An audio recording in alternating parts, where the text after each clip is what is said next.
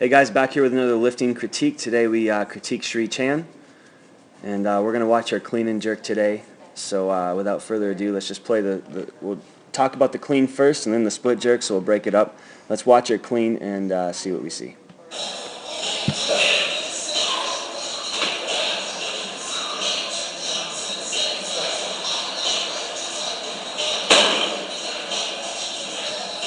Alright, so we'll stop it there. Some rockin' music in the background. Alright, so we are going to watch the path of her body, and we're going to put a line right down the middle of her arm. Let me try it again. There we go, that's a little bit better. Now watch her body in relation to that line. Can you see how everything's moving forward in front of that line now? So when we lift, we want everything to come back into us. When you set up either for your snatch or for your clean and jerk, you want the weight to be towards the front of your foot, like on the balls of your feet. And then as you lift, the weight shifts back to your heels, and you feel the bar sweep come back into your hips. So right now the weight is pulling Cherie forward. And so remember, the weight does what we tell it to do. If we come forward, the weight goes forward. If we're able to pull the weight back, the weight's going to come back with us.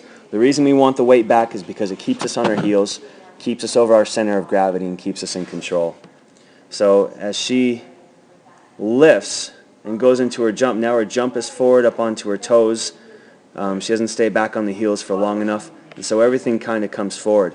Interesting to me that if you watch Cherie's feet, they really don't get pulled forward all that much, which just tells me that she's really strong and she can handle this weight. A couple tweaks in her setup and how she lifts, and she's going to be off and running at this weight, and it's going to feel a lot more comfortable. Now let's zoom in real quick and take a look at her feet. Interesting issue. You see that right foot and how it kind of twists? From what I can gather, Cherie has some tightness in her hip, and I'm guessing her right side is her dominant side. So as that muscle contracts, it pulls her entire muscle out of alignment.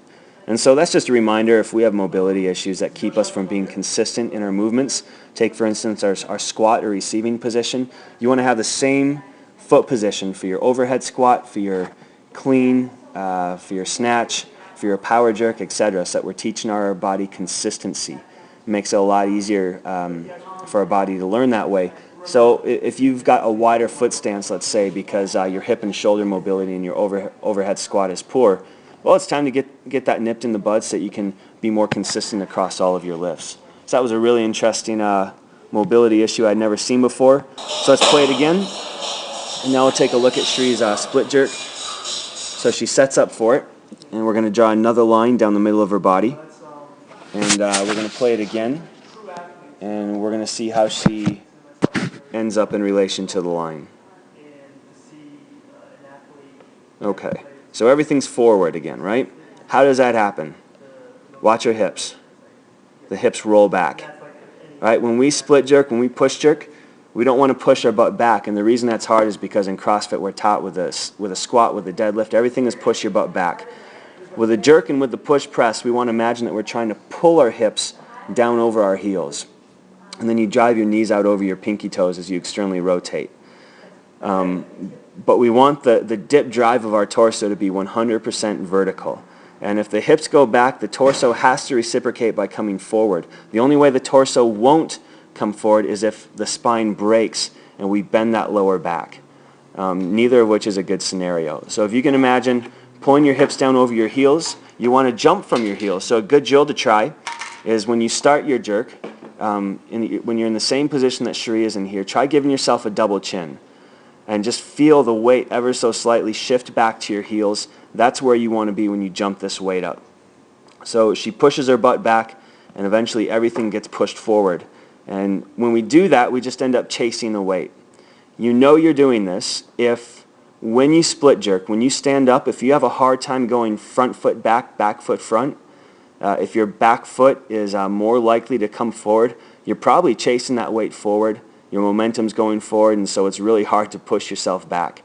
So try using that double chin method and stay tuned. We'll have some other videos coming out with some drills you can do to help yourself learn how to go into a solid dip drive. So we'll back it up one more time. We'll watch the whole lift.